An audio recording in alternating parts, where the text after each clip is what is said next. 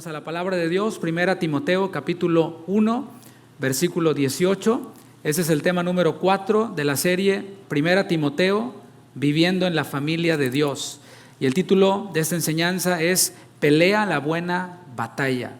1 Timoteo 1, 18 hasta el 20, veremos esos versículos el día de hoy. ¿Ya lo tienen? Muy bien, vamos a leer la palabra de Dios. Le recomiendo que lo deje ahí ya en su Biblia, en 1 Timoteo 1. Vamos a estar viendo otros versículos. Los otros versículos véalos en la pantalla o anótelos para tenerlos como referencia. 1 Timoteo 1, 18 dice: Este mandamiento, hijo Timoteo, te encargo, para que conforme a las profecías que se hicieron antes en cuanto a ti, milites por ellas la buena milicia, manteniendo la fe y buena conciencia, desechando la cual naufragaron en cuanto a la fe algunos, de los cuales son Himeneo y Alejandro, a quienes entregué a Satanás para que aprendan a no blasfemar. ¿Qué es el cristianismo para ti? Para muchos es únicamente una tradición. Eso es cristianismo para algunos, una tradición. Soy cristiano porque no soy budista. Soy cristiano porque no soy católico romano. Solo una tradición. Para otros es un pasatiempo, un buen pasatiempo, porque está mejor estar en la iglesia el domingo en la mañana que estar en la pulga tomando micheladas, ¿verdad? O sea, son dos actividades, una es mejor que la otra, es un buen pasatiempo, hasta allí. El problema con esta visión de cristianismo es que se opone a lo que la Biblia nos muestra. En la porción de hoy vamos a ver, o hemos leído que se está usando la analogía de una milicia para ilustrar la fe, y cuando hablamos de la fe nos referimos a la vida cristiana. El enfoque de esta serie, por cierto, es establecer la perspectiva de esta casa espiritual, de esta iglesia local, acerca de temas esenciales y acerca de temas no esenciales. Así que en esta enseñanza vamos a plantear lo que vemos en la Biblia acerca de las expectativas de la vida cristiana y también del ministerio cristiano. ¿Esta iglesia ve la vida cristiana como un pasatiempo o como una batalla militar? Eso es lo que plantearemos en esta enseñanza, además de que veremos otros temas adicionales. Veamos el versículo 18, vamos a irnos versículo por versículo. 1 Timoteo 1, 18, leemos: Este mandamiento, hijo Timoteo, te encargo para que conforme a las profecías que se hicieron antes en cuanto a ti, milites por ellas la buena milicia. Vamos a reflexionar en la primera palabra que aparece en el texto, o la segunda, es la palabra mandamiento. Diga mandamiento. Es la palabra griega parangelia, que significa proclamación, significa mandato o mandamiento, y se usa estrictamente de órdenes recibidas de un superior y transmitidas a otros. Un superior dándole órdenes a un subordinado, y que al mismo tiempo estas órdenes se transmiten a otros subordinados o a otras personas. Esa es la idea que nos transmite esta palabra parangelia. Esta palabra fue usada también en el versículo 3 de aquí de 1 Timoteo 1. Dice: como te rogué que te quedases en Éfeso cuando fui a Macedonia para que mandases. O sea, no es una palabra nueva en el texto, pero al verla repetida debemos de prestarle atención. La tarea de Timoteo entonces era quedarse en Éfeso para decirles a algunos de parte de Pablo que no debían de enseñar diferente doctrina, que no debían de prestar atención a fábulas y a genealogías que eran inútiles e interminables. Y al mismo tiempo otros estaban recibiendo este mandamiento, estaban escuchando este mandamiento dado a otros. Timoteo, podemos ver que recibía órdenes, recibía mandatos de un superior. Y este es el primer choque con el que nos enfrentamos: recibir órdenes de un superior. Voy a remitirme un poquito al inicio de la enseñanza, a la introducción. ¿Qué es la vida cristiana para ti? Si es un pasatiempo, esto choca. Porque ¿cómo? O sea, yo vengo a divertirme, yo vengo a pasarla bien, a escuchar a los hermanos qué bonito cantan y qué bonito tocan. ¿Cómo? ¿Mandamientos? No. Eso es para el trabajo, eso es para otro lado, pero la iglesia no. Algunos piensan así. Algunos, por ejemplo, desde que atraviesan esa puerta, yo tenía mucho que no atravesaba esa puerta así en modo visitante, o sea, porque siempre me toca estar aquí en la alabanza, y cuando ustedes llegan yo ya estoy aquí, y cuando llego yo está vacío el lugar, ¿no? Y hoy me tocó entrar por esa puerta y vivir la experiencia que usted vive cada domingo. Y está padre, es muy bonita, ¿no? Pero desde que entramos a la puerta, desde que usted entra a la puerta, se encuentra con dos hermanos hermosos ahí que están dando de su tiempo, que están sirviendo, que les llamamos nosotros sugieres, en otro lugar les llaman decanes, creo que ya eso es muy noventero, ¿no? Ya no se usa mucho ese término, pero ellos están allí para darle la bienvenida. Ellos se preparan, vienen, en vez de traer sus mejores trapos, sus mejores garras, como decimos en mi país, o sus mejores galas, como se dice de manera más fresa. Bueno, en vez de eso, se ponen una playera, una polo que tiene el logo de Casa de Oración y están listos para darle la bienvenida. Y ellos están comisionados por nosotros para darles mandamientos a los que llegan. Por ejemplo, le dan un saludo, pero luego le dicen, pase por aquí. Luego el de la entrada se los pasa a los de acá y le dice, siéntese aquí. Ya ahí está el mandamiento, ¿no? Y algunos que vienen con esta mentalidad de, no, yo aquí vengo a entretenerme porque es un pasatiempo, dicen, ¿por qué me vas a decir a mí dónde me voy a sentar? Yo me siento donde quiera. En otras oportunidades, de pronto estamos como ahorita en la reunión, escuchando la palabra y empieza a llorar un niño. Y los niños, pues son niños. O sea, no vamos a culpar al niño por llorar porque eso hacen los niños. Así se comunican, sobre todo cuando son bebés. Comunican que tienen hambre, comunican que tienen sueño, que les duele algo a través del llanto. Y eso es perfectamente normal, pero hay un lugar para cada situación, para cada cosa. Entonces, para que todos los que estamos aquí, que somos más de 200 personas, podamos entender la enseñanza, es necesario que el niño se controle. Entonces, ellos están habilitados para decirle al que está allí sentado, el que vino a escuchar la palabra, ¿podría por favor salir por este lado para atender a su niño y que el llanto del niño no distraiga a los demás? Y le tenemos preparado un cuartito para que cómodamente se siente, ahí hay todo lo necesario. Bueno, algunos, ¿qué cree? Se enojan. En una ocasión alguien hasta casi golpea al ujier y se fue enojado, solamente porque se le dio un mandamiento que no era ni siquiera para hacerle daño a él, sino para que todo fluyera de manera ordenada, como debía ser. Otro ejemplo que he dado, de hecho, en esta misma serie, tiene que ver con el servicio a Dios. Estamos hablando de mandamientos, recuerda. El servicio a Dios. Algunos que ven la iglesia como un buen pasatiempo o un buen lugar a donde ir el domingo, van un poquito más allá y dicen, me voy a anotar como voluntario. Y piensan que son algo así como voluntarios de algún tipo de organización y dicen, bueno, soy voluntario, ahí ayudo en lo que se pueda, que no me requiera mucho compromiso y ni se les ocurra mandarme nada, porque yo lo hago porque yo quiero y cuando yo quiera lo dejo de hacer y lo hago como quiero y cuando quiero, así que digan que les fue bien si lo hago. Y te fijas cómo la palabra mandamiento no encaja con la mentalidad o con la visión de cristianismo de algunos, no encaja. En la vida cristiana, mis hermanos, hay mandamientos. Alguien diga amén. Yo sé, la carne no, o sea, diga amén con el nuevo hombre, con el espíritu. Amén, sí hay mandamientos, así es. O sea, no es que Dios estaba muriéndose por nosotros. Aunque sí estés bien guapo y bien guapa, pues igual Dios no se estaba muriendo por ti y por mí. Dios es Dios y siempre ha sido Dios.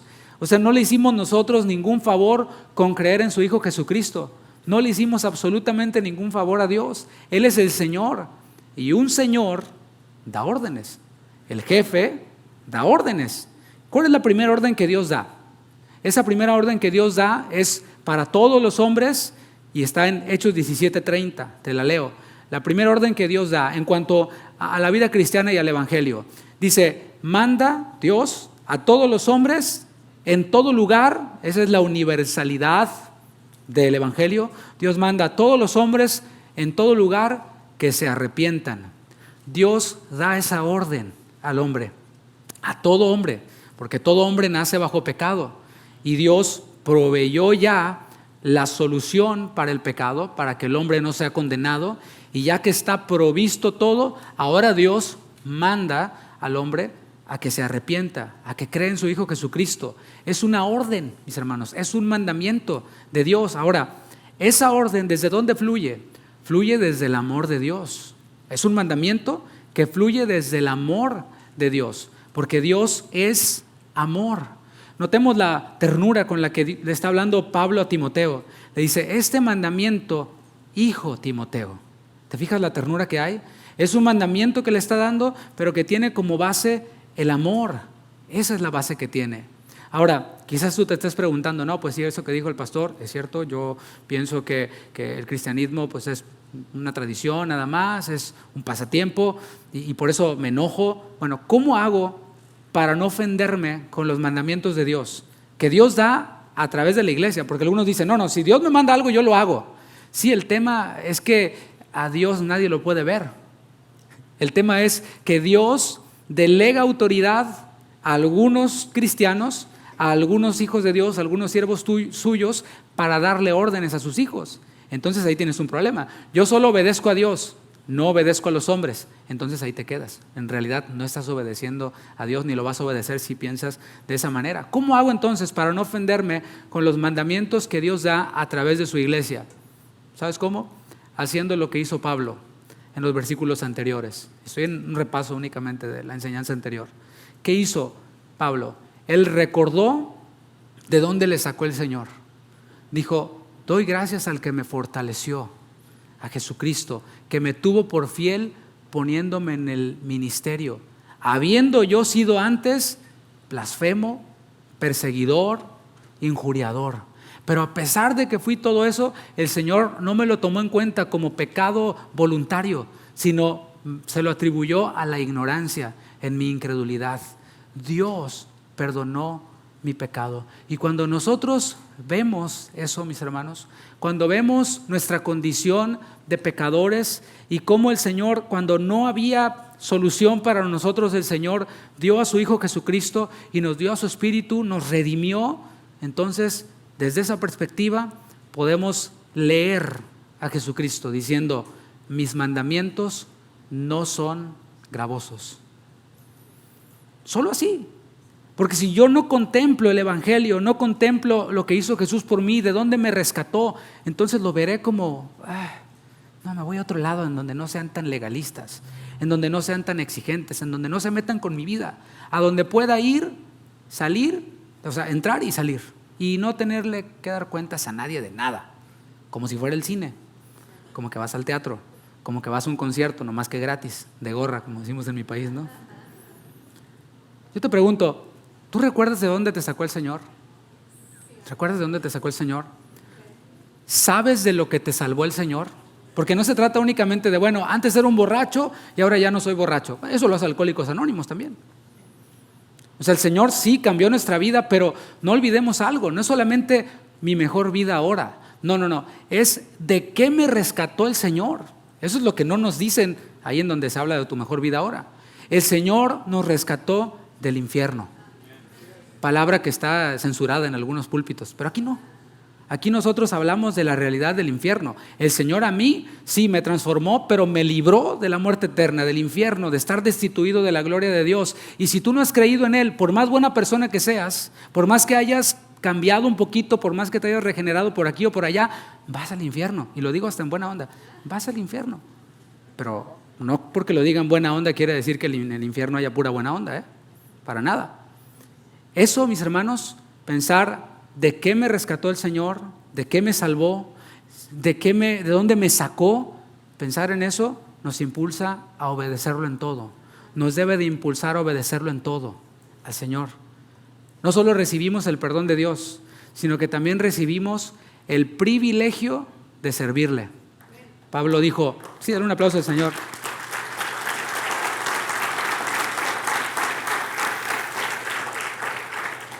Pablo dijo, me tuvo por fiel poniéndome en el ministerio. No es que yo era fiel, dice Pablo, y yo también puedo decirlo, no es que yo era fiel, no es que yo me gané un ascenso, Dios me tuvo por fiel. Entonces yo lo veo desde esa perspectiva, desde la perspectiva en donde esto es por gracia, es un privilegio. Servir al Señor, creador de todas las cosas, en lo que sea, es un privilegio. Y todos los creyentes, todos los que han creído en Cristo, han recibido al Espíritu Santo. Le hemos recibido su Espíritu y con su Espíritu hemos recibido dones, regalos, carismas. ¿Para qué? Para realizar la gran comisión. Eso fue lo que dijo Jesús antes de ascender a los cielos. En Mateo 28 les dijo a sus discípulos, vayan por todo el mundo y prediquen el Evangelio a toda criatura. Hagan discípulos a todo lugar a donde vayan. Y eso, mis hermanos, es una comisión para todos. Y el Señor no solamente nos da el mandamiento, sino que también nos da a su Espíritu, nos da el poder y nos da las herramientas llamadas dones del Espíritu. La pregunta es, ¿qué estoy haciendo con lo que el Señor me ha dado? ¿Qué estoy haciendo con el poder que Dios me ha dado? ¿Qué estoy haciendo con los dones que Dios me ha dado? Esa es la pregunta, mis hermanos. Y hay una parábola que el Señor Jesús enseñó, hablando de un hombre que dio a sus siervos, a uno dio 5, a otro dio 2, a otro dio 1 talento, a cada uno conforme a su capacidad. Por eso dice Pablo a los romanos, cada uno ha recibido conforme a la gracia que Dios ha dado, una medida de fe, cada uno ha recibido algo de Dios, a cada uno conforme a su capacidad. Y luego el Señor se fue lejos, pero luego regresó a pedir cuentas. Y el que recibió 5 talentos dijo, Señor, me diste 5, aquí tienes, he ganado otros 5. O sea, hice algo con esos dones que tú me has dado, con esas herramientas que tú me diste. Al que dio 2, dijo, Señor, 2 me diste, aquí tienes, he ganado otros 2. O sea, hizo algo. Y el Señor a los 2 les dijo lo mismo. Al que hizo otros 5, al que hizo otros 2, le dijo, bien, buen siervo y fiel. Yo los tuve por fieles, confiándoles el talento, los 5, los 2, pero ahora yo les llamo buen siervo y fiel. Entra en el gozo de tu Señor. Pero luego fue con el que tenía nomás 1. Y el que tenía nomás 1 dijo, Señor, sacó sus excusas.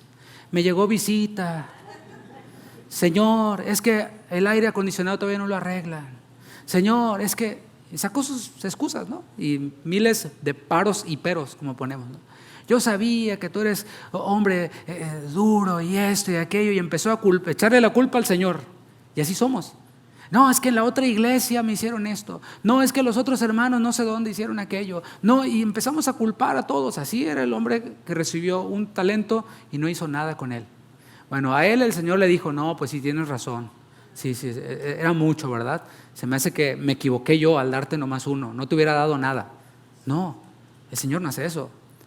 Si quieres saber lo que dijo el Señor, lee Mateo 24, para que veas. Le dijo, siervo malvado y negligente. Pero luego puedes verlo. La pregunta en la que estoy ahora es, ¿qué estoy haciendo con lo que el Señor me dio? Sean 5, sean 2, sea 1 o sean 10, porque a lo mejor ya ganaste otros 10.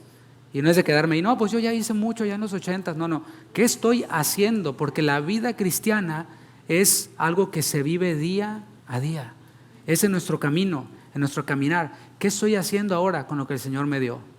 El Señor tiene llamados particulares para cada uno. Y para ese llamado que le ha dado a cada uno, Dios también les da dones para que funcionemos en esos llamados. Por poner un ejemplo, tengo aquí a Jafet. Vamos a suponer que el Señor le llamó a Jafet para ser pastor. Vamos a suponerlo, ¿verdad? Entonces, con ese llamado que Dios le dio a Jafet, que está aquí enfrente de mí, Dios le dio también dones, herramientas para que pueda funcionar en ese llamado. Ahora, ¿todos aquí son pastores? No. ¿Todos son profetas? No. O sea, cada uno de nosotros tenemos un llamado particular y lo vemos en la palabra, y Dios nos da dones para cumplir con esos llamados. Es lo que vemos en el versículo 18, 1 Timoteo 1:18. Este mandamiento, hijo Timoteo, te encargo.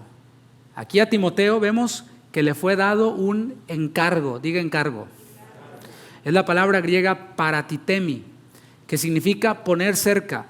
En la voz media denota poner a alguien en una posición de confianza, poner a alguien en una encomienda, darle una encomienda a alguien. Y no estamos hablando de la encomienda que me daba mi mamá cuando me mandaba a comprar las tortillas, cuando yo era niño. Ve a comprar las tortillas, y yo en vez de irme a las tortillas me iba a jugar Street Fighter en las maquinitas, ¿verdad? Luego les explico a los millennials de qué se trata eso. Y ahí se me enfriaban las tortillas o me gastaba lo de las tortillas, y bueno, esa era la encomienda que me daban. No estoy hablando de la encomienda de una mamá hacia un hijo. Estoy hablando de la encomienda de Dios para una de sus criaturas, que ahora es su hijo. De esa magnitud estamos hablando. ¿Cuál era el llamado de Timoteo? Su llamado era ser pastor. O sea, él era el encargado de quedarse ahí en Éfeso para darle seguimiento al trabajo que Pablo había comenzado. Pablo comenzó a predicar allí en Éfeso, pero se fue, siguió haciendo su llamado, cumpliendo con su llamado particular, y ahí debía quedarse alguien. y ese alguien era Timoteo. ¿Cuál era el trabajo de nuestro querido Timoteo? Era enseñar, era supervisar, sobrever que la iglesia o las iglesias que Pablo había fundado estuvieran funcionando bien. Ahora, tú te puedas preguntar, ¿cómo descubrimos estos llamados particulares? ¿Cómo puedo descubrir que tengo un llamado para ser pastor, por ejemplo? O a lo mejor tú me preguntas a mí, ¿cómo descubriste que tenías este llamado para ser pastor? Bueno, es una pregunta importante, hablando particularmente del pastorado o de cualquier otra cosa, pero hablando del pastorado, es importante porque una persona que no ha sido llamada por Dios y se lanza a pastorear puede ser una persona muy peligrosa. Repito, una persona que no ha sido llamada por Dios para ser pastor y empieza a funcionar como pastor puede ser una persona peligrosa. Y para muestra basta un botón. El desastre que hay en muchos lugares es porque hay muchos hombres que se han autollamado a ser pastores sin ser llamados por Dios, y los resultados se pueden ver. Jesús dijo, por sus frutos los conoceréis. ¿Y cuál es el fruto espiritual que dejan muchos que dicen ser pastores? Es algo terrible, ¿no? Para responder esta pregunta voy a aprovechar para decir algo en lo que creemos. Recuerda, esta serie tiene un poquito ese propósito de decirnos qué es lo que creemos, o que digamos nosotros en qué creemos en esta casa espiritual, en esta iglesia local. Y voy a aprovechar. En esta casa espiritual, en esta iglesia local, creemos que el Señor sigue hablando a sus hijos. Alguien diga amén. Lo hace a través de la palabra. Alguien diga amén. O sea, Dios nos habla a través de su palabra. Es la palabra de Dios, la voz de Dios hablando al hombre. Pero si nos quedamos hasta allí, podemos tener un conflicto con la misma palabra. Porque de Génesis a Apocalipsis, en ningún lugar dice, retomando el ejemplo que puse hace un momento, que Jafet va a ser pastor. En ningún lugar dice. Tampoco en ningún lugar de la Biblia dice, David Guevara vas a ser pastor. No. Entonces, ¿cómo Dios me va a hablar a mí particularmente para que yo sea pastor? ¿O me habló? ¿O le hablará a alguien aquí? ¿Cómo? ¿Cómo ocurre eso? Bueno, aquí es donde podemos darnos cuenta que hay cosas particulares que no leemos en la Biblia para las que necesitamos la dirección del Espíritu Santo. El Señor nos ha dado la bendición de tener comunión con Él. Y una comunión es, yo le hablo y Él me habla. Yo le hablo en oración y Él me habla principalmente en su palabra, pero el Señor puede hablarme también cosas particulares que no están en la palabra, como lo que estoy mencionando ahorita. Al decir que no están en la palabra, no estoy diciendo que contradiga la palabra o que le añada a la palabra, sino cosas que complementan lo que está aquí en ella. Romanos 8:16 es un versículo que nos ayuda a entender mejor ese concepto de que Dios se comunica con nosotros, Dios habla a nosotros a través de su Espíritu. Dice Romanos 8:16, el Espíritu mismo da testimonio a nuestro espíritu de que somos hijos de Dios. O sea, la palabra dice que todo el que cree en Jesucristo, los que le reciben, los que creen en su nombre, les da la potestad de ser hechos hijos de Dios. Eso dice ahí en la Biblia. Pero no dice ni tu nombre ni mi nombre. Tú y yo hemos creído en Cristo. Si has creído en Cristo, puedes hacer eco conmigo. Hemos creído en Él, pero ¿cómo tenemos la convicción de que realmente somos sus hijos? Porque el Espíritu le da testimonio a nuestro espíritu de que somos hijos de Dios. Ahora, ¿cómo es eso? ¿Quién puede explicar eso? ¿Quién puede explicar Romanos 8:16? O sea, ¿cómo le da el Espíritu, con E mayúscula, el Espíritu Santo, testimonio a mi espíritu de que soy hijo de Dios? ¿Cómo es? Bueno, es algo difícil de explicar en palabras, porque es una convicción que tenemos, es una convicción interna que nosotros tenemos.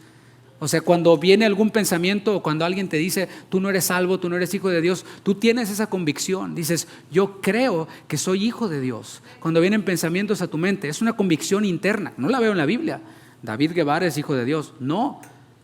Soy hijo de Dios porque creí en Él y en mí hay esa convicción dada por el Espíritu Santo.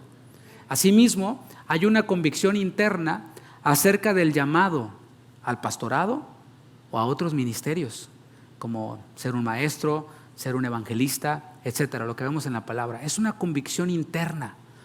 la manera en la que funciona eso puede ser diversa. ¿Por qué? Porque Dios es diverso. O sea, hay una multiforme gracia de Dios. Dios tiene una manera pues muy variada de comunicarse con sus hijos. A Moisés le habló como a través de una zarza que ardía y que no se consumía. A Elías le habló a través de un viento apacible. Y así podemos ver cómo Dios habló de muchas maneras, como dice la palabra, de muchas formas, de muchas maneras, pero puede ser a través de algún sueño, puede ser a través de oír la voz audible de Dios, aunque me tachen de loco. Bueno, pues si yo la he oído, pues está bien, si quieres llámame loco, está bien. Si tú no la has oído, bueno, pues qué mala onda. Otros de repente sienten una carga hacia esa tarea y se empiezan a disponer para servir a Dios y el Señor les empieza a dar esa habilidad para hacer las cosas, esa gracia para hacer las cosas. Pero si nunca nos disponemos, si nunca nos abrimos, si nunca decimos un pastor o hermano, líder de tal ministerio, aquí estoy, me dispongo para servir, pues nunca vamos a descubrir qué es lo que el Señor nos ha dado. Sin embargo, esas impresiones que tenemos, esas convicciones internas que tenemos, pueden estar equivocadas. Quiero aclarar eso. No toda impresión que nosotros tenemos en el interior es del Espíritu. Podemos equivocarnos, podemos fallar. Por eso no es recomendable que alguien que siente un llamado inmediatamente comience a funcionar en ese llamado. Yo siento la convicción interna de ser pastor, empiezo la otra semana. No es sabio eso. O yo siento la convicción de ser maestro. Me voy a juntar, le hablo a 2, 3 hermanos de la iglesia y me armo mi grupo de enseñanza porque Dios me llamó y tengo el sentir de enseñar. No tan rápido. En la palabra vemos que hay una segunda etapa. Primera etapa, convicción interna. Segunda etapa, está en la segunda parte del versículo 18. Para que conforme a las profecías que se hicieron antes en cuanto a ti. Aquí viene la segunda etapa. La primera es interna, la segunda es la profecía. Y aquí aprovecho para hacer mención de otra cosa en la que creemos en esta casa espiritual. En esta casa espiritual creemos que el Señor sigue hablando a sus hijos a través de profecías. ¿Qué es profetizar? Profetizar es dar un mensaje de parte de Dios. Eso es profetizar. Y ahora mismo yo estoy dando un mensaje de parte de Dios y de alguna manera podemos decir que estoy profetizando. Estoy leyendo la palabra, pero también estoy interpretando la palabra y aplicando la palabra. Y todo eso para dar un mensaje de parte de Dios. Eso es profetizar. Durante la adoración, nuestra hermana también trajo una palabra de parte de Dios, que el Señor le dio, que la trajo al liderazgo, que nosotros la analizamos, la oramos al respecto y creímos prudente darla a la iglesia, que se diera a la iglesia. ¿Fue de bendición? Para mí fue de bendición. Profetizar no es algo que se le añada a la Biblia. Quiero aclarar eso, porque hay quienes dicen, entonces tú profetizas. Sí, profetizo. Entonces le vas a añadir a la Biblia lo que profetizas. No, nadie está hablando de eso. Es algo para edificación, para consolación, para exhortación. Según 1 Corintios 14, versículo 3, lo leo.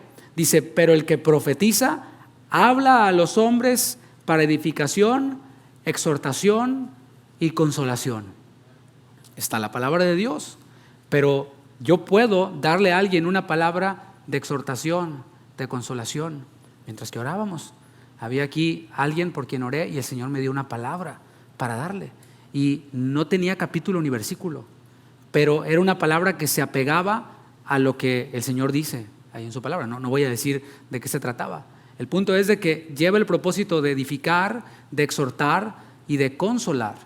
La Biblia es el mensaje de Dios para el hombre que le fue dado a través de algunos hombres. O sea, Dios inspiró a algunos hombres para escribir lo que está aquí y esto es palabra de Dios. Pero en la misma Biblia vemos que hubieron profecías que fueron dadas para dirigir a los hijos de Dios en una circunstancia particular.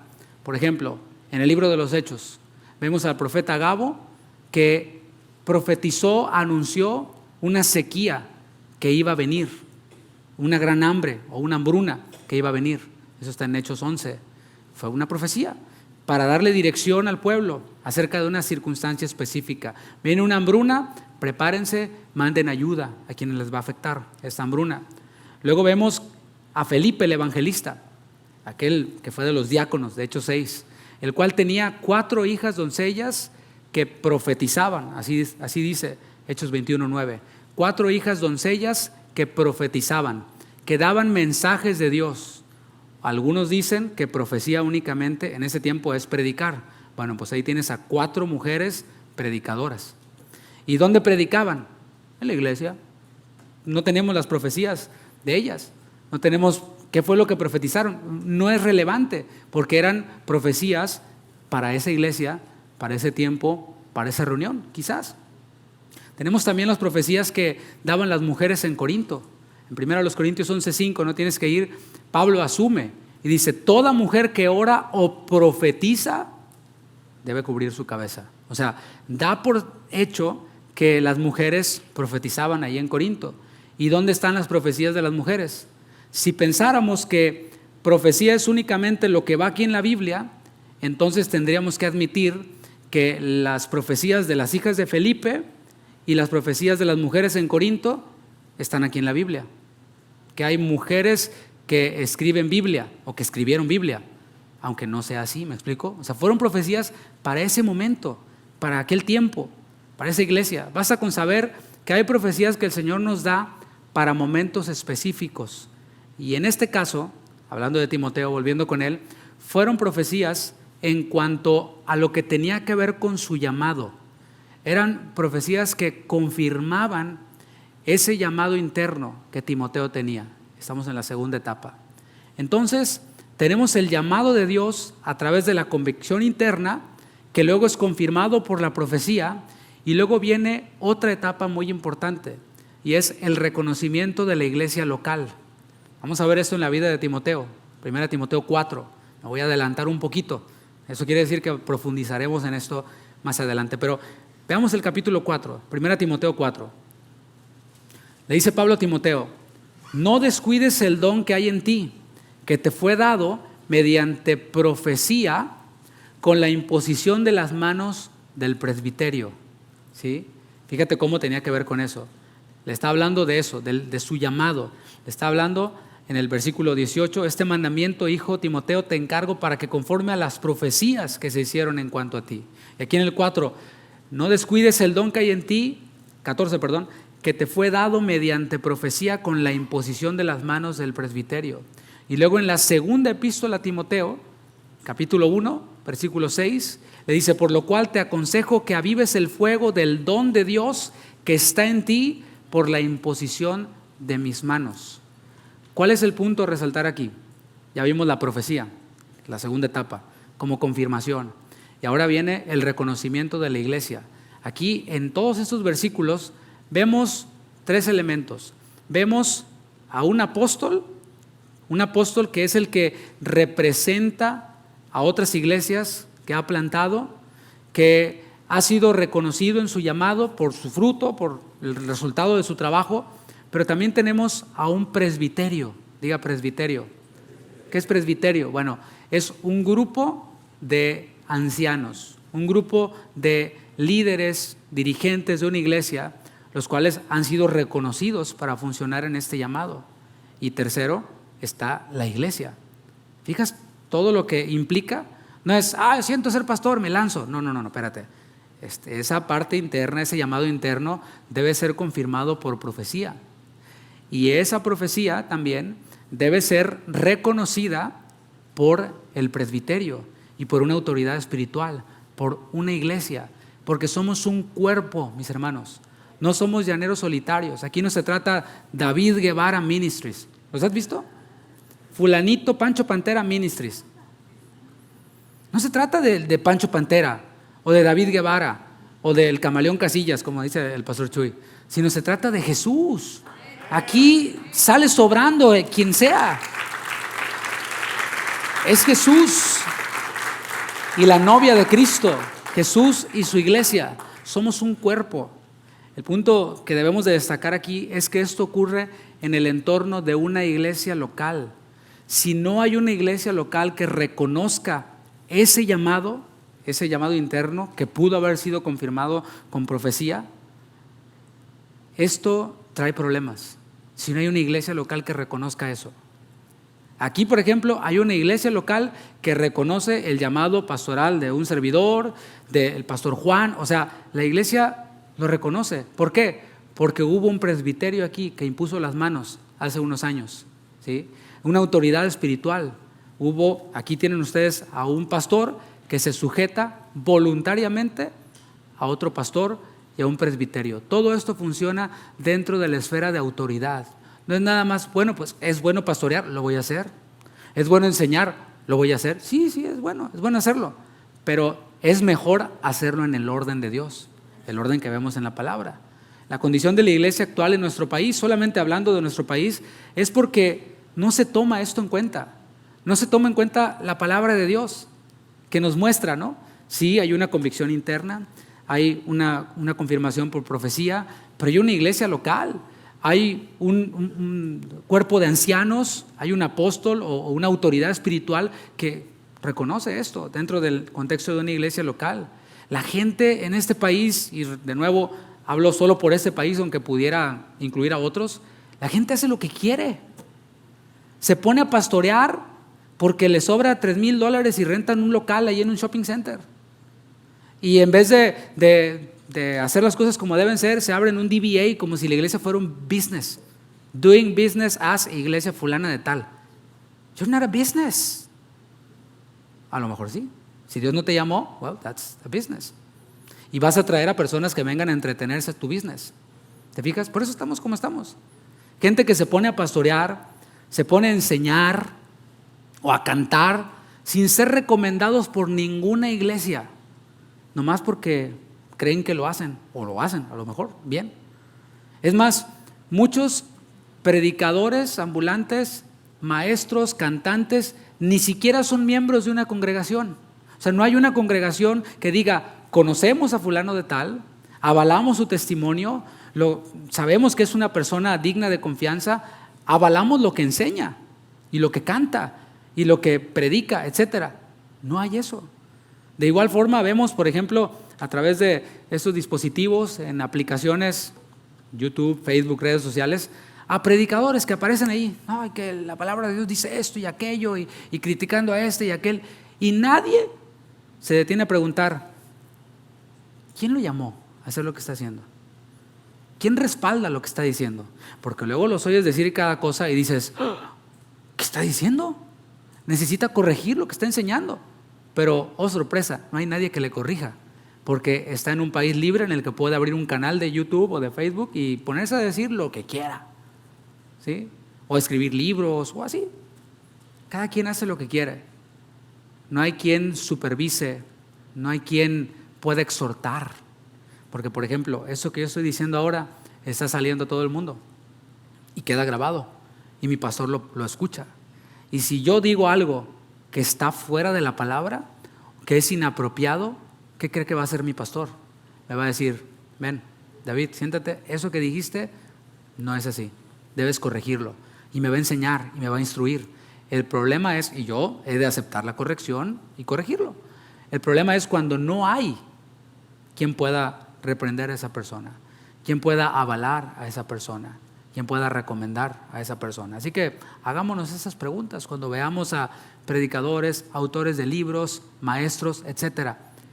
¿Quién avala a esa persona? ¿Quién avala su enseñanza? ¿A quién le rinde cuentas? ¿Por qué? Porque lo veo en las Escrituras. 1 Timoteo 1:18, la tercera parte. Después de decirle a Timoteo, ahí en el versículo 18, este mandamiento, hijo Timoteo, te encargo para que, conforme a las profecías que se hicieron antes en cuanto a ti, como dice al final, milites por ellas la buena milicia. Y aquí podemos ver que el llamado de Timoteo es comparado con una milicia. Dios utiliza analogías, ilustraciones, ¿sí? O sea, para que podamos entender. El propósito de Dios es que entendamos bien las cosas, no quedar más confundidos, sino que entendamos, y para eso utiliza analogías, y en este caso usa la analogía de una batalla militar. ¿A cuántos les gustan las películas de guerras? Sí, están tan padres, ¿no? Ahí ves todas las granadas y cómo salen volando todos los soldados y todo, ¿no? Bueno, con eso compara el Señor la vida cristiana y particularmente el llamado de Timoteo. No lo compara con unas vacaciones, Nadie dijo que la vida cristiana sea un crucero por el Caribe, que están padres, ¿no? O sea, que no son unas vacaciones en el bosque o en la playa, no. La vida cristiana y el ministerio cristiano lo está comparando con una milicia. Ponlo en tu mente. Si Dios te llama a servir en cualquier cosa, te está llamando a una milicia. Pastor, o sea que voy a tener que llegar antes. ¡Ay, qué sufrimiento! No, mijo, es una milicia. ¿Te imaginas al soldado pensando de esa manera? ¿Te vas a poner este uniforme? No me queda. No. A mí me gusta más holgadito o más pegadito. ¿Vas a tener este fusil? No, a mí no me gusta porque es mejor una resortera. No, y cosas. Es una milicia, mis hermanos. Eso compáralo con el ministerio, porque hay muchos ministros que así se comportan. Y hay muchos cristianos que así se comportan. ¿No te digo? Siéntese aquí. No, es una milicia, hermano. Digo, no es la batalla entre nosotros contra carne y sangre. Ahorita vamos a ver contra qué es esta batalla. Porque la vida cristiana y el ministerio son una batalla. Y el llamado implica incomodidades. Diga incomodidades. 2 Timoteo capítulo 2, para que veamos todavía dentro del contexto de Timoteo, cuál era la perspectiva que él tenía. Una milicia. Era lo que Pablo le enseñaba y le decía: Timoteo, esto no es andar en las alfombras rojas caminando como si fueras la reina Isabel. No, esto no es. No eres modelo, ni eres tampoco artista, ¿no? Para que te aplauda la gente. No, eso es una milicia. 2 Timoteo 2:3 le dice Pablo a Timoteo: tú pues sufre penalidades. No tengo tiempo para hacer un exégesis de este versículo, pero se entiende más o menos lo que es una penalidad, ¿no? O sea, es algo que nos habla de incomodidad, para dejarlo ahí. Sufre penalidades como buen soldado de Jesucristo, no como princeso, no, como buen soldado de Jesucristo.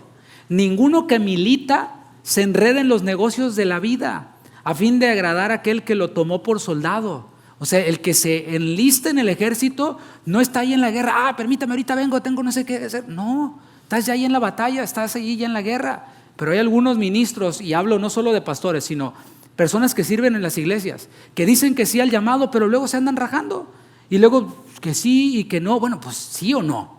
¿Me explico? Ninguno que milita se enreda en los negocios de la vida. Y ese enredarte es algo que te tiene amarrado así, ¿sí? Estoy sirviendo a Dios, pero no, porque tengo este compromiso, porque tengo esto otro, porque se me presentó esto o aquello. Mis hermanos, el Señor Jesús les dijo a aquellos que decían: Señor, te seguiré a donde quiera que vayas, pero primero tengo esto, pero primero lo otro. El Señor les dijo: mira, deja que sus muertos entierren a sus muertos y tú ve y anuncia el reino de Dios. Deja tus negocios ahí, Dios se va a encargar de eso, y tú ve y anuncia el reino de Dios. Cuando nosotros ajustamos nuestra agenda de acuerdo al llamado que el Señor nos ha dado, no tienes idea de la bendición que viene. Y a ver, no estoy tratando de manipular a nadie, que quede claro. O sea, no estoy tratando de hacer sentir mal a nadie. Mi propósito, decía Pablo, es edificar su fe. Y esto tiene que ver con edificar su fe. A lo mejor tú estás allí en la orillita, en la frontera de si le entro, no le entro, ¿qué hago? Es que tengo esto, aquello. El Señor te está hablando a través de esta enseñanza. Esto es una milicia y hay que entrarle. Y cuando uno le dice que sí a Dios, le dice que no a un montón de cosas. Así como cuando te casaste, le dijiste que sí a tu esposa, y cuando le dijiste que sí a tu esposa, le estás diciendo que no a todas las millones que andan atrás de ti o que andaban. Igual con la esposa. Cuando le dijiste que sí a tu esposo, automáticamente les dijiste que no a todos los demás que anduvieran por allí. Y así es una milicia, es algo que implica lealtad, es algo que implica responsabilidad. Y eso aplica, sí, para el servicio, pero también para el discipulado, pero también para congregarme, pero también para el ministerio cristiano, para todo lo que tiene que ver con Cristo. El que no sabe que está en una batalla, ¿qué crees? Está destinado a perder la batalla. Imagínate el soldado, ¿no? Están los bombazos y los balazos, y él está en el Facebook.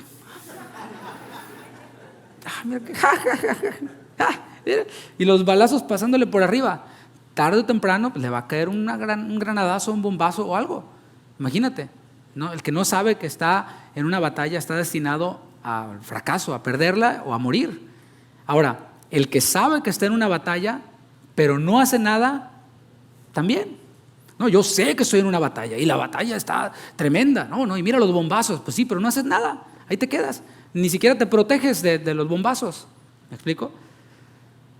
¿Cuáles son nuestros enemigos dentro de esta batalla? Bueno, aclaro, tu enemigo no es el hermano de la otra iglesia, ni el pastor de la otra iglesia, no, ni el hermano de un lado, ni el ujier, ni el hermano que no te saludó, no. Ninguno de esos son tus enemigos. Nuestros enemigos están ahí en la palabra. Empezamos por el más peligroso y se llama mí mismo. El peor enemigo que tenemos somos nosotros mismos, ¿a poco no? Le dijo Pablo a Timoteo, cuídate de ti mismo y de la doctrina. Jesús les dijo, de dentro del hombre salen un montón de cosas y muchas veces nos hemos encontrado con este enemigo feroz llamado mi carne, llamado mis malos hábitos, llamado mis traumas, o sea, todo está en mí. O sea, el problema no son los demás, soy yo. Porque, ¿qué crees? Me fui de ahí y todo está mejor ahí de donde me fui.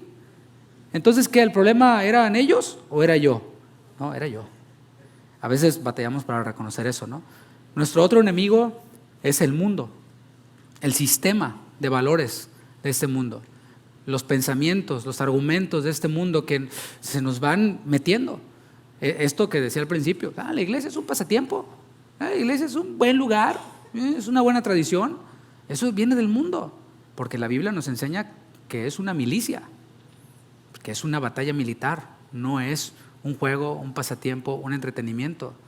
Nuestro otro enemigo, además de nosotros mismos, del mundo, es también el diablo, por supuesto. ¿Creías que iba a estar en el top one? No, o sea, ya con eso, mira, el diablo tiene para relajarse un rato, con nosotros mismos. No, es que el diablo me anda tentando en hambre, el diablo anda quién sabe dónde ocupado, ese no es omnipresente, Dios sí es omnipresente.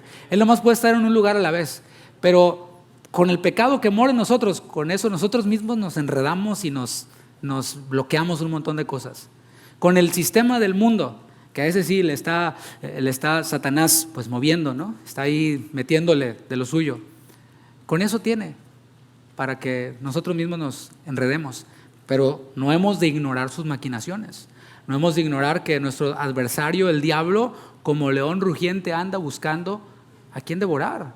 O sea, ante eso nos estamos enfrentando. O sea, esa es la batalla. Es una batalla en la cual hay muchos dardos de fuego, hay muchas bombas, pero además hay un león rugiente atrás de nosotros. ¿Qué te parece? ¿Todavía piensas que es un entretenimiento, que es un juego? Además, tenemos los opositores externos del Evangelio, las personas ateas que te dicen que estás loco, que por qué crees en eso, que Dios no existe, que te estás perdiendo de cumplir tus sueños, etc. Opositores externos y además, lo más triste, opositores internos, falsos maestros, falsos hermanos que mutilan el cuerpo, que dividen, que matan la fe de algunos creyentes. En el ministerio cristiano también hay mucho trabajo. De eso se trata el ministerio cristiano. No es salir de allá abajo en una plataforma hidráulica, ¿sí? Y sentarme a platicar con quién sabe qué artista. No. Es sufrimiento, es mucho trabajo, muchas fatigas, mucha oposición también. No solo hay que estar conscientes de que estamos en una batalla militar, hay que pelearla. O sea, no, si estoy en la batalla, no sé nada, no. Hay que pelear, diga pelear. Y no crea que los voy a vestir a todos de soldados y los voy a poner a marchar.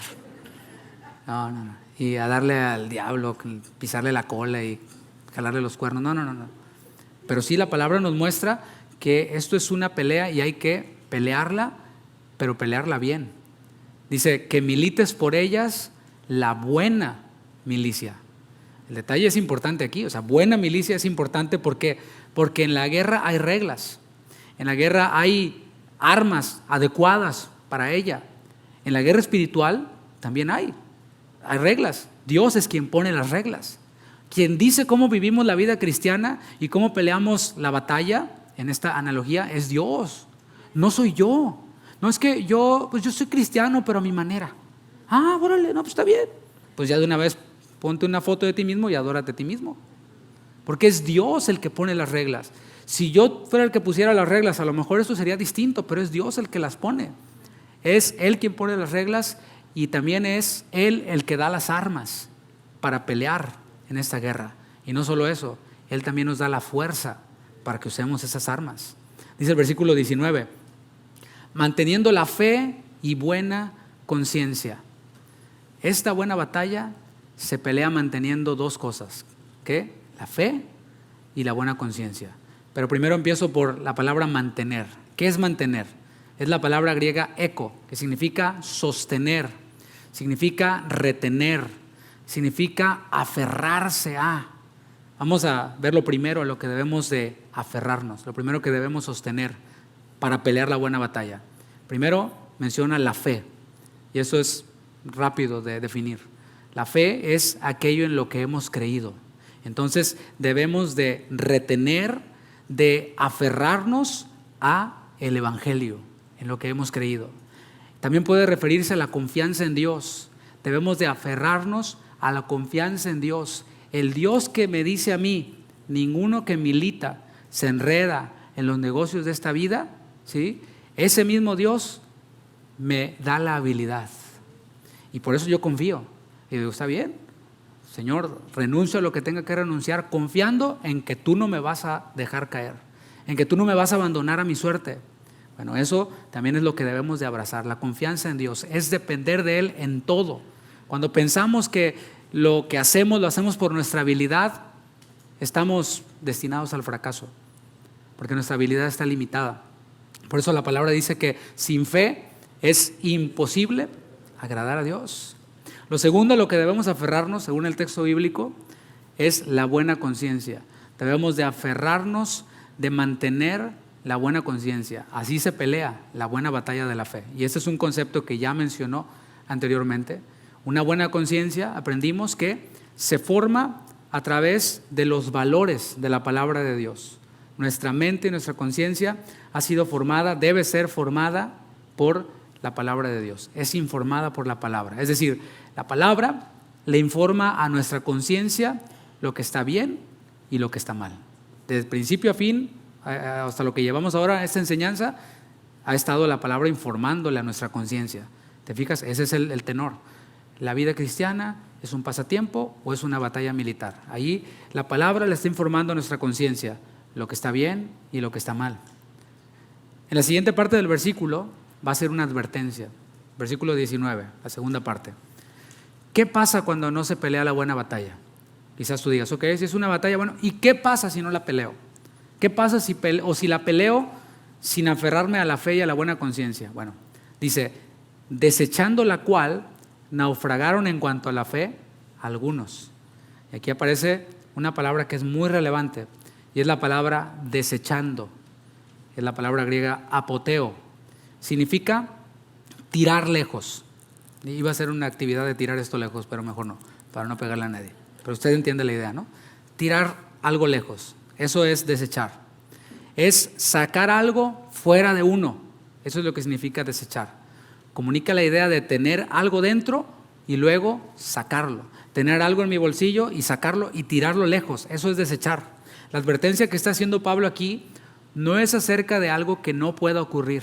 Quiero adelantar eso. Porque si yo te digo, cuando llegues a mi casa ten cuidado con el perro, esa advertencia no tiene sentido porque yo no tengo perro, ni tendré, ¿verdad?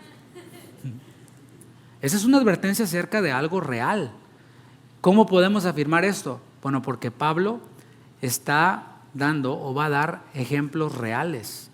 O sea, entre ellos habían personas que habían desechado, tirado lejos la fe. Habían ejemplos reales, ahorita va a mencionar hasta nombres. Habían algunos que habían arrojado la fe, que habían creído en el Evangelio, pero que ahora estaban abandonando el Evangelio, desechándolo, tirando lejos el mensaje del Evangelio. Habían confiado en Cristo para hacer el ministerio, pero voluntariamente, diga voluntariamente, desecharon ese mensaje. Pensaron que ya no servía, lo sacaron de sus vidas y lo tiraron a la basura, el mensaje del Evangelio. Aquí estamos hablando de esto, que es un punto que puede ser controversial para algunos, que preguntan, ¿la salvación se pierde o no se pierde? Bueno, aquí estamos viendo que la fe es el Evangelio, el conjunto de creencias de un cristiano. Y estamos viendo que algunos voluntariamente pueden desechar el evangelio, que estaba dentro y que lo pueden sacar y echarlo fuera. Hablando de la salvación. Según la palabra de Dios, la salvación viene por el oír con fe la palabra de Dios. Es lo que dice Romanos 10:17, Gálatas 3:2. Viene por el oír con fe. El que cree en el Hijo tiene la vida. Alguien diga amén. Si tú creíste en el Hijo, tienes la vida. Y esa vida está segura. Es una vida eterna segura. Y esa seguridad, mis hermanos, permanece en nosotros. Esa vida eterna permanece en nosotros mientras que nosotros permanezcamos en Cristo. Jesús dijo, permaneced en mí, como el pámpano está apegado a la vid. Tienen que permanecer en mí. Entonces la salvación está segura para nosotros mientras que nosotros permanezcamos en Cristo, permanezcamos en la fe. La otra verdad que vemos en el texto es que alguien que creyó, que abrazó la fe, puede voluntariamente desechar a Cristo. Puede voluntariamente desechar, arrojar de sí el mensaje que alguna vez abrazó. No está perdiendo la salvación. Quiero aclarar eso. No está perdiendo la salvación, está renunciando a ella. No es lo mismo. No es lo mismo perder tu casa por no pagarla a renunciar a ella y salirte y abandonarla y hasta quemarla. No es lo mismo, ¿verdad que no? No es lo mismo perder mis llaves, que todo el tiempo las pierdo. No supe, ¿qué pasó? No sé dónde quedaron y dónde las puse. Las perdí, incluso las estoy buscando porque las quiero recuperar. A ir por el freeway manejando, por el 59, bajar el vidrio y arrojarlas. No es lo mismo, ¿verdad que no? De eso es de lo que estamos hablando. Esos mismos que desecharon la fe, de los que habla Pablo, desecharon también la buena conciencia. Y es que si no informamos nuestra conciencia con la palabra de Dios, nuestra conciencia se puede cauterizar, como algo que está encallecido. Yo aquí tengo callos por tocar la guitarra y me encajo alfileres, me quemo y nada más en esta parte del cuerpo, y no me pasa nada, porque está encallecido.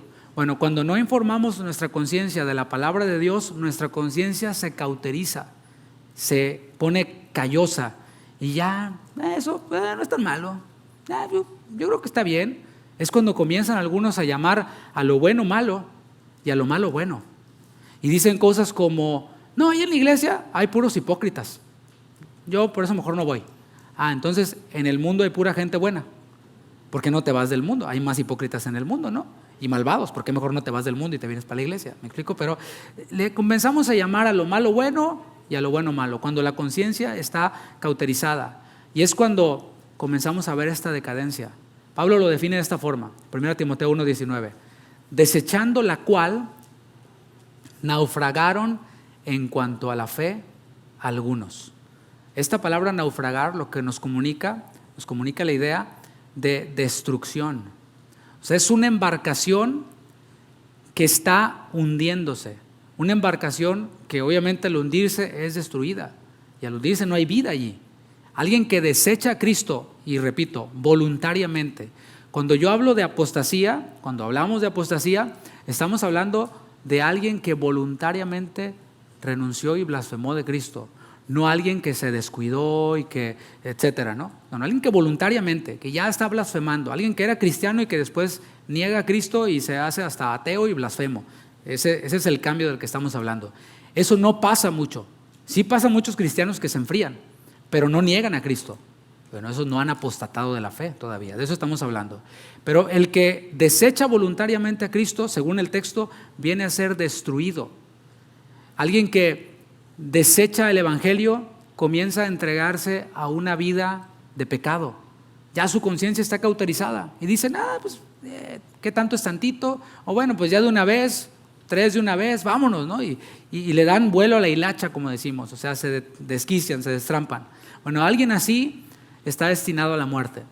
Cito la palabra de Dios, Hebreos 10:26, porque si pecáremos voluntariamente después de haber recibido el conocimiento de la verdad, ya no queda más sacrificio por los pecados, sino una horrenda expectación de juicio y de hervor de fuego que ha de devorar a los adversarios.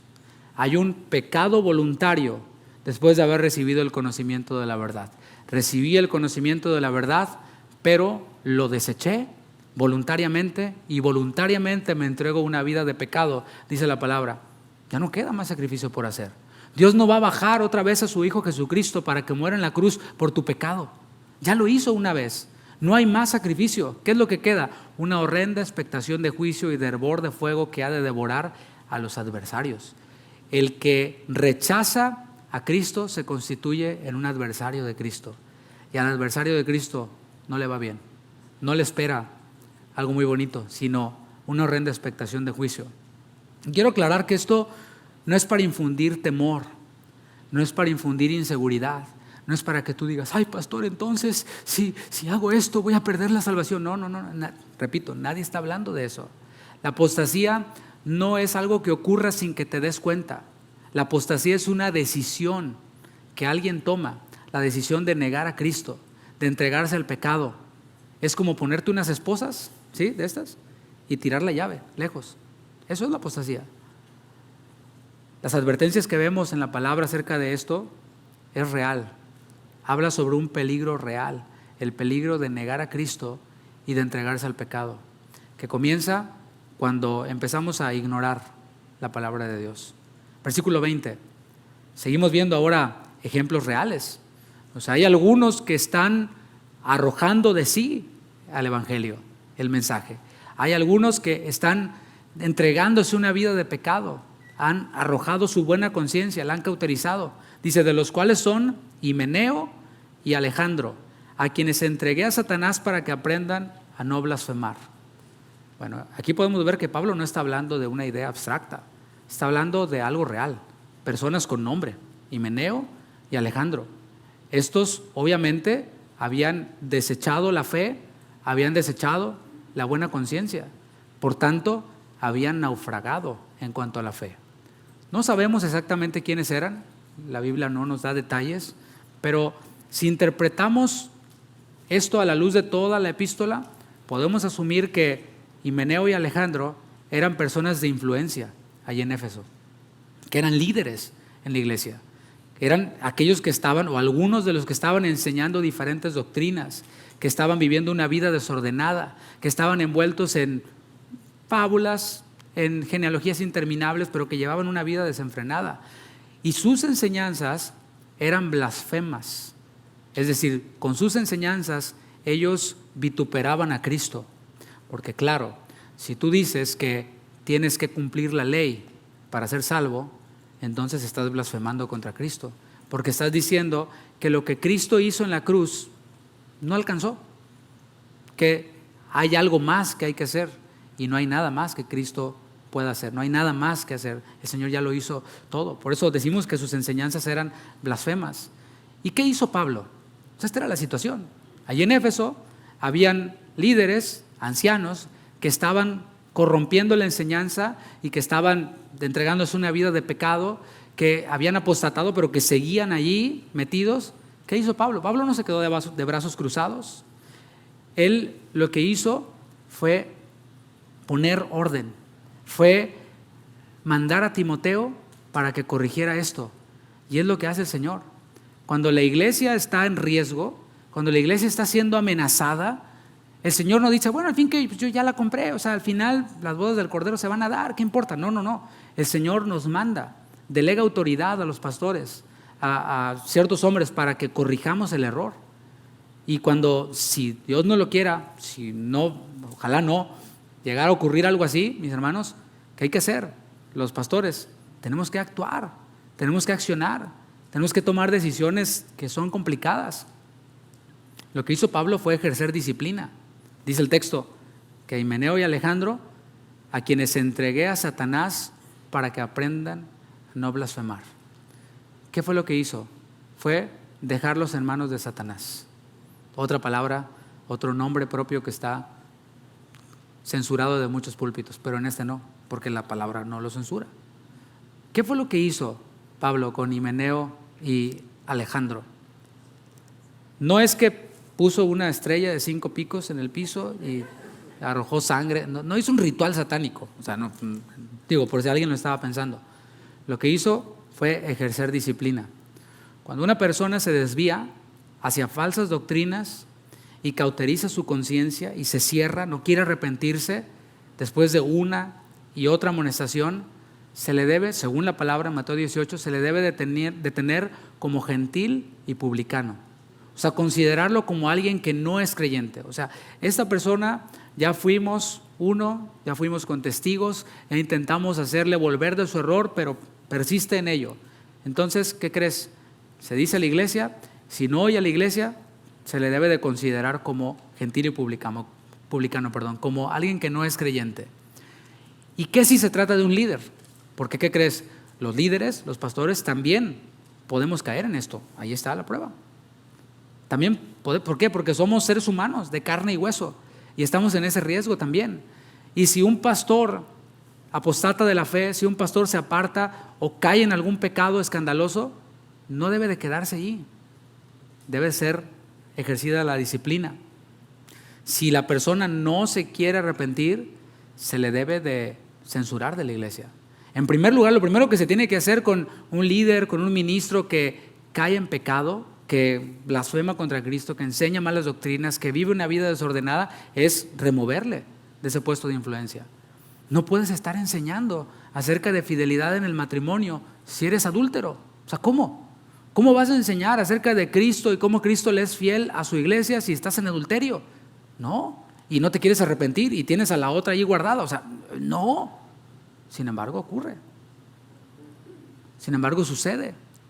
¿Cómo vas a hablar acerca de lealtad, de integridad, si andas con tus tranzas y no te quieres arrepentir? Y en vez de decir, sí, pequé, la regué, dices, no, yo me merezco eso y más, porque yo, etcétera, etcétera. Se tiene que remover de allí. Y si continúa y persiste, debe ser, pues, censurado de la iglesia. Es lo que hizo aquí. Esto es algo serio, mis hermanos. Y eso explica por qué muchos no quieren sujetarse, muchos pastores no quieren sujetarse a una autoridad. Porque ya sea que estén viviendo una vida de pecado o que planeen vivirla en un futuro, que no lo descarten, dicen, de aquí nadie me mueve. Y muchos han topado con esa triste realidad de que el pastor pecó. ¿Quién corrige al pastor? Nadie, porque Él es el Todopoderoso en ese lugar. Por eso, mis hermanos, hemos de ver todo esto con temor y temblor. Es algo serio.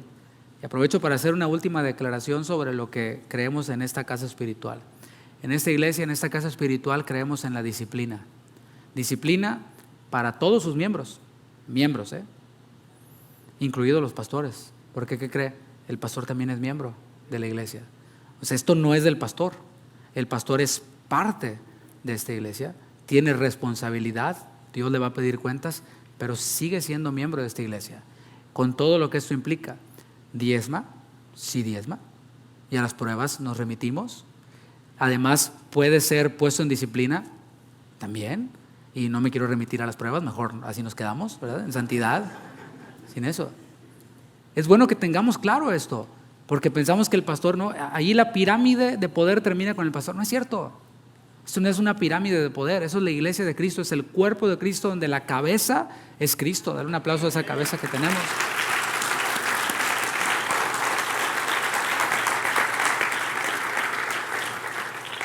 Concluyo diciendo esto.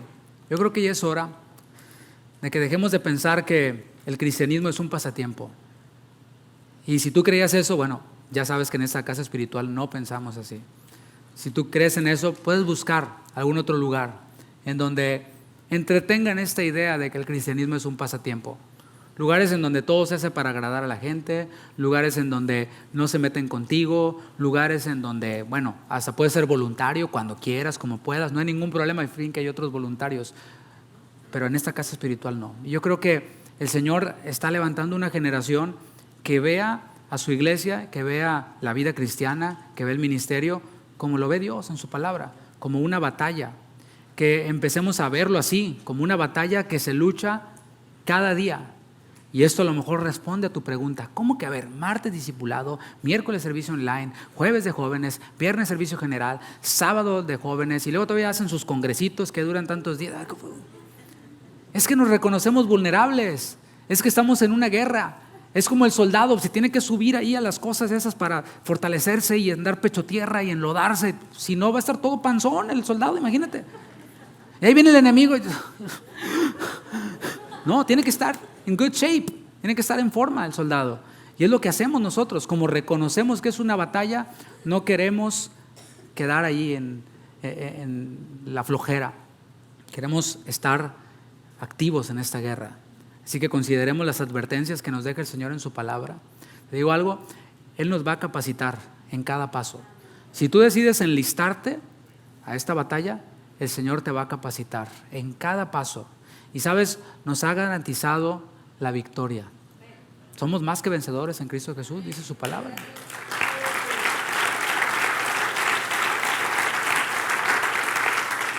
Es la batalla más segura que puedes pelear.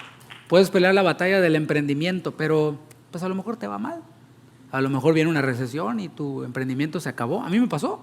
Yo hice un emprendimiento por allá en el 2008 que me iba súper bien, pero se vino la recesión y los huracanes y se llevaron mi emprendimiento. Y bueno, pues fue una bonita experiencia. Le compré algunas cosas bonitas a mi esposa y a mis hijos, pero la batalla más segura en la que podemos enrolarnos es la batalla de la fe. Hay que pelearla. Porque como dije, el Señor nos garantiza la victoria, el Señor nos fortalece, el Señor nos da de su espíritu.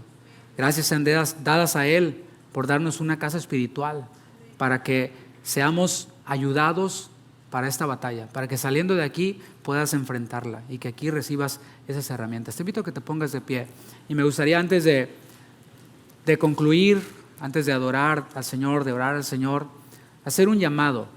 Porque puede que entre nosotros haya alguien que de plano no tenía idea de todo esto de lo que estamos hablando. No había pensado que el Señor, Dios, envió a su Hijo Jesucristo a morir por sus pecados. No había oído, se quedó a lo mejor en este primer punto en donde decíamos que el Señor nos rescató de nuestra vida pasada. A lo mejor tú todavía estás ahí deseando ser rescatado. Bueno, el Señor sigue extendiendo su mano para rescatarte a ti. Inclina tu rostro, cierra tus ojos, y si tú hoy quieres entregarle tu vida a Cristo, no te la voy a poner muy difícil porque no es difícil. Es simplemente creer en lo que Jesús hizo en la cruz del Calvario.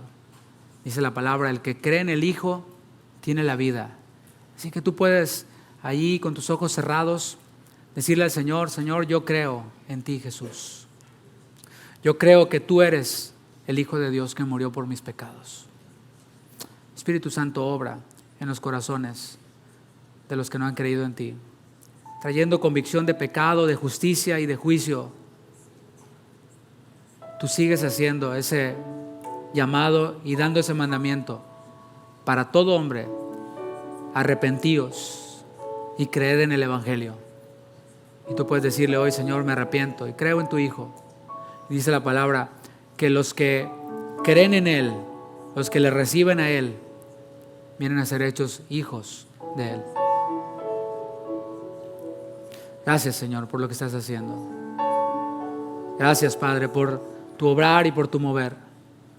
A mí me gustaría hacer un llamado para aquellos que ya han creído en Cristo, aquellos que ya han confiado en Él para salvación y que hoy se han dado cuenta de que están en una guerra, o que se habían dado cuenta pero no habían considerado que había que pelear en esta guerra. El llamado para ti es simple: ponte a cuentas con Él. El Señor está allí con los brazos abiertos, está suministrando vida, está suministrando gracia, está suministrando las herramientas para poder batallar en esta batalla de la fe. Basta con rendirse a Él. Puedes levantar tus manos y decirle: Señor, me rindo a ti. Y si tú quieres ponerte a cuentas con Él y quieres venir aquí al frente, pídele amablemente al que está ahí bloqueándote que te permita pasar. Porque, ¿por qué no hacer un compromiso con Él y venir aquí al frente y decirle: Señor, aquí estoy, quiero servirte, aquí estoy, quiero rendirme a ti? Esto no para quedar bien conmigo, sino para que tú recuerdes aquel día, aquel 22 de octubre en el cual tú pasaste al frente y le dijiste: Señor, quiero ser parte de tu ejército, quiero pelear la buena batalla de la fe. Y no voy a rogar mucho, porque si la convicción está en ti a través de la palabra, no necesito decir mucho, pero al menos yo mismo me pongo al frente y digo: Señor, aquí estoy, quiero pelear cada día la buena batalla. Pelear, Señor, con las herramientas, con las armas que tú me das y pelear con la fuerza que tú me das, sabiendo, Señor, que me has dado la victoria, sabiendo que has ganado la victoria por mí. Gracias, Señor, por lo que haces. Gracias por el obrar en tu pueblo. Levanta tu voz, mi hermano, habla con Él. Y asumo que si no pasaste es porque ya estás peleando la buena batalla. El Señor aún quiere seguirte fortaleciendo. Adoremos al Señor.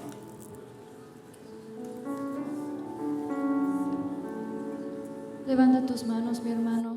Levanta tu voz. Habla ahí en tu lugar con el Señor. Dice su palabra: cuán preciosa, oh Dios, es tu misericordia. Por eso los hijos de los hombres se amparan bajo la sombra de tus alas. Nuevas son tus misericordias, Padre. Tú te mueves entre nosotros, Señor. Te agradecemos por tu presencia, por tu amor, por tu misericordia con nosotros, Señor. Porque para con nosotros nos has perdonado. Tu fidelidad es hasta las nubes.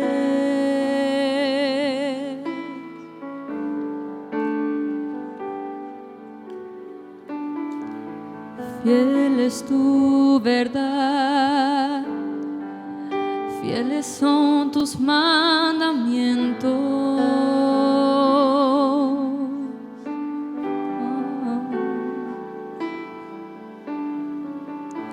Por tu fidelidad, hoy estoy aquí. Gracias, Señor,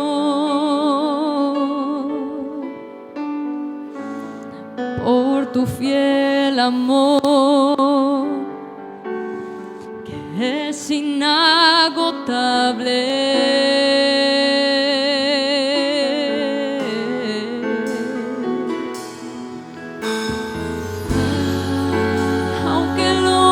Sea infiel,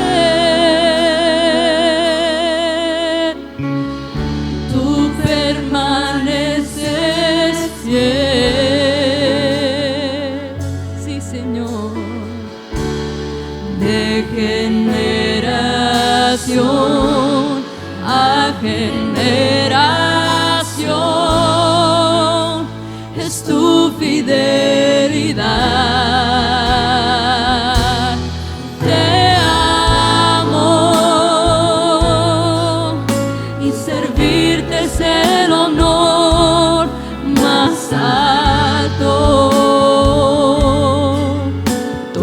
Todo para mí, eres mi amo, mi Señor y mi Rey.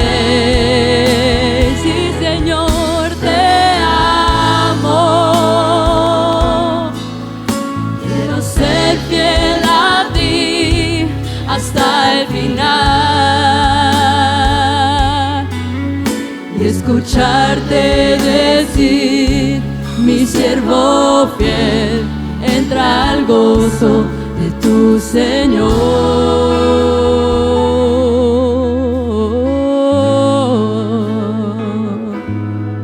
Te adoramos, Señor,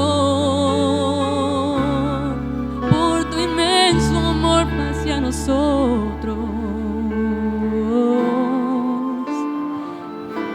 Dile, mi hermano, tu fidelidad. Tu fidelidad es hasta las nubes.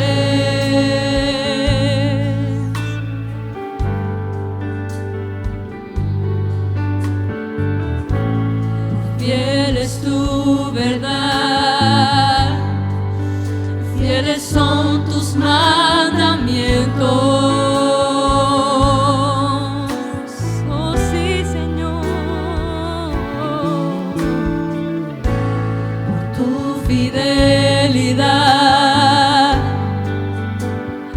Hoy estoy aquí. Gracias, Señor, por tu fiel amor, que inagotable.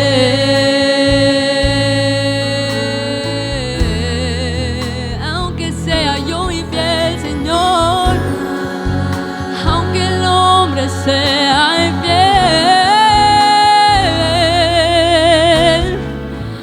tú permaneces fiel.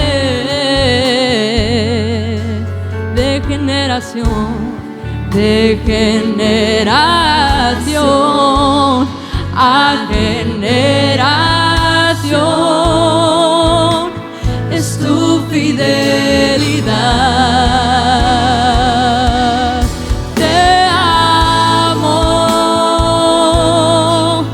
y servirte es el honor más alto. Tú eres todo para mí, eres mi amo, mi Señor y mi Rey. Te amo, quiero ser fiel a ti hasta el final y escucharte decir: mi siervo fiel entra al gozo de tu Señor. Te amo y servirte es el honor más alto. Tú eres todo para mí, eres mi amo, mi Señor y mi Rey. Te amo, quiero ser fiel a ti hasta el final y escucharte decir: mi siervo fiel entra al gozo de tu Señor.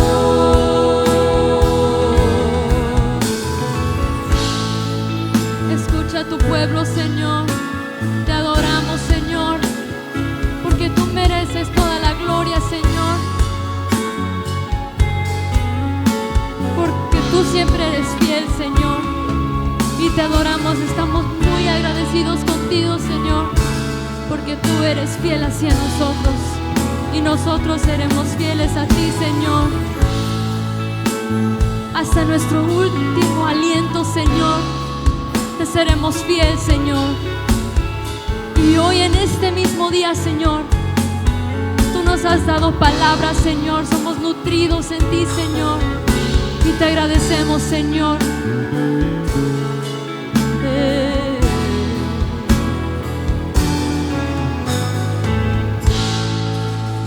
La gloria a ti, Señor. Amén.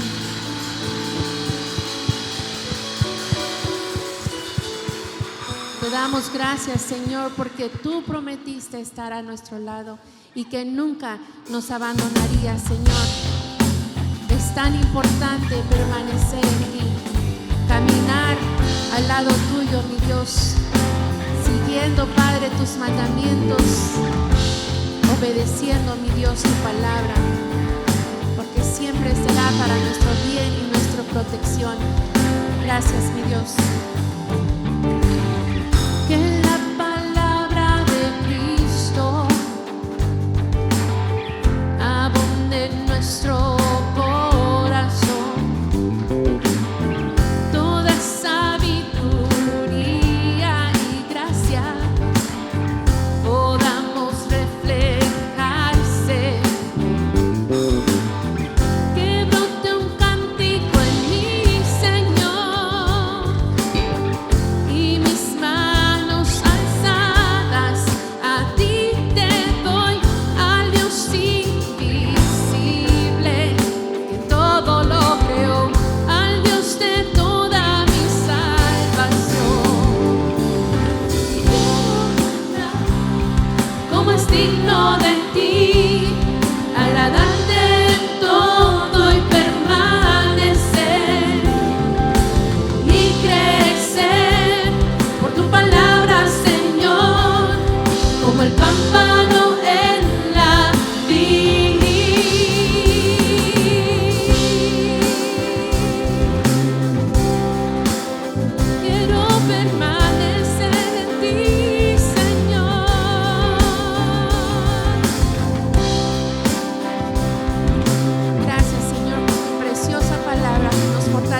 cada día.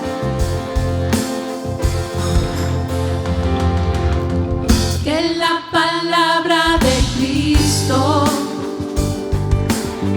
abunde en nuestro corazón. Toda sabiduría y gracia podamos reflejar, Señor. Que brote un cántico en mí, Señor, y mis manos alzadas a ti te doy, al Dios invisible que todo lo creó, al Dios de toda mi salvación. Quiero andar como es digno de ti, agradarte en todo y permanecer y crecer por tu palabra, Señor, como el pámpano en la vid. Quiero andar como es digno de ti, agradarte en todo y permanecer y crecer por tu palabra, Señor, como el pámpano en la vid.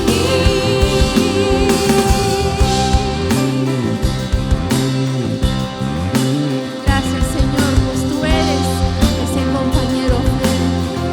En ti, Señor, puedo confiar y en ti puedo descansar. Mi hermano, ¿por qué no levantas sus manos y le dices: Señor, te necesito de tu palabra cada día, mi Dios? Te necesito. No soy perfecto aún,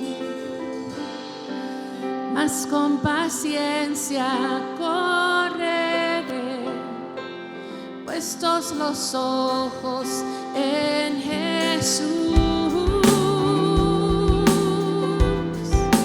en Jesús.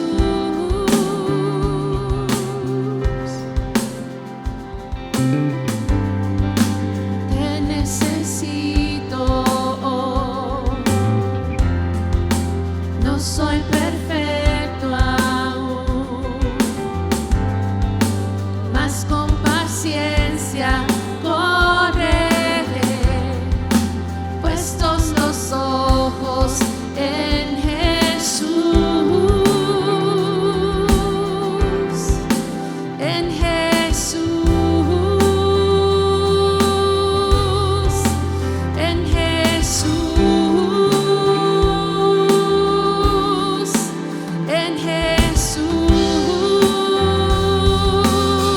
Solo en ti quiero andar como es digno de ti, agradarte en todo y permanecer y crecer por tu palabra, Señor, como el pámpano en la vid.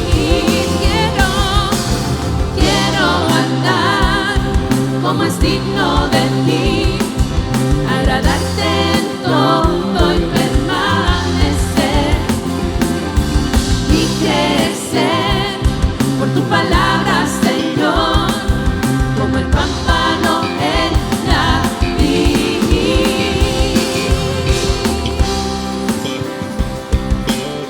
Te adoramos a ti, Señor. Quiero agradarte, Señor Jesús. Quiero permanecer en ti, Señor, todos los días de mi vida, para poder agradarte a ti, mi Señor y mi Rey. A ti sea la gloria, mi Dios. Dice su palabra, el que da testimonio de estas cosas dice: ciertamente vengo en breve. Amén. Sí, ven, Señor Jesús. Así dice la palabra de Dios, mi hermano. ¿Usted cree eso? ¿Usted cree que el Señor va a volver? Y ahora le vamos a... ¿Así?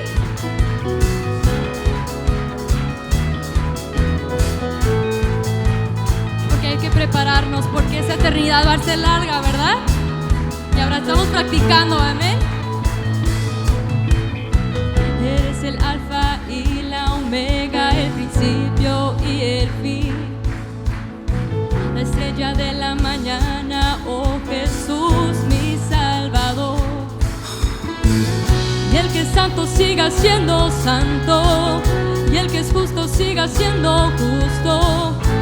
Están atentos porque pronto volverás. Bienaventurado el que guarda tus palabras, Señor. Los que con vestiduras limpias delante de ti estarán. Somos tu novia, somos tu iglesia. Esperamos tu venida, con tu espíritu en nosotros, clamamos hoy.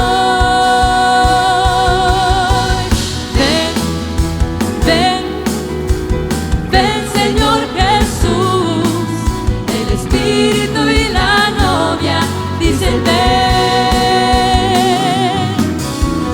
Ven, ven, ven Señor Jesús, el espíritu y la novia dicen ven, ven Señor Jesús.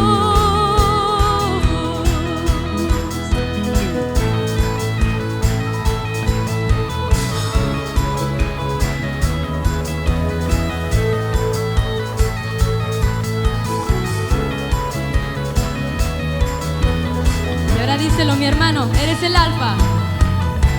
Eres el alfa y la omega, el principio y el fin, la estrella de la mañana, oh Jesús, mi Salvador. Y el que es santo siga siendo santo, y el que es justo siga siendo justo. Están atentos porque pronto volverás. Bienaventurado el que guarda tus palabras, Señor. Los que con vestiduras limpias delante de ti estarán. Somos tu novia, somos tu iglesia. Esperamos tu venida, y con tu espíritu en nosotros clamamos hoy. Ven, ven, ven Señor Jesús, el espíritu y la novia dicen ven. Ven, ven, ven Señor Jesús, el espíritu y la novia dicen ven,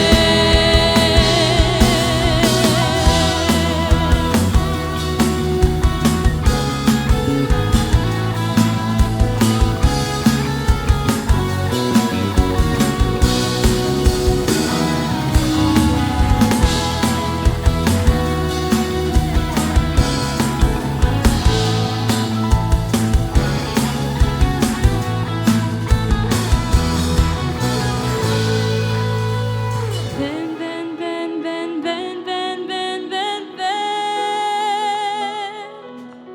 ven, ven, ven, ven, ven, Señor Jesús. Ven, ven, ven, ven, ven, ven, ven, ven, ven, ven, ven, ven, Señor Jesús. Ven, ven, ven, ven, ven, ven, ven, ven, ven, sí Señor, ven, ven, ven, ven, ven, ven, Señor Jesús. Ven, ven, ven, ven, ven, ven, ven, ven, ven.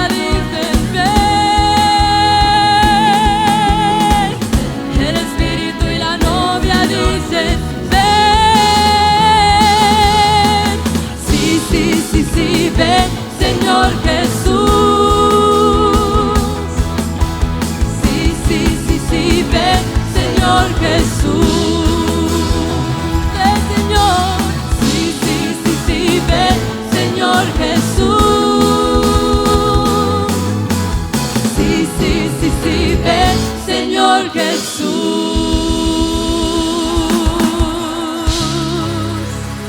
Amén. Gracias, Señor. Gracias, te pido gloria, Señor. Te esperamos. Queremos esperarte activamente.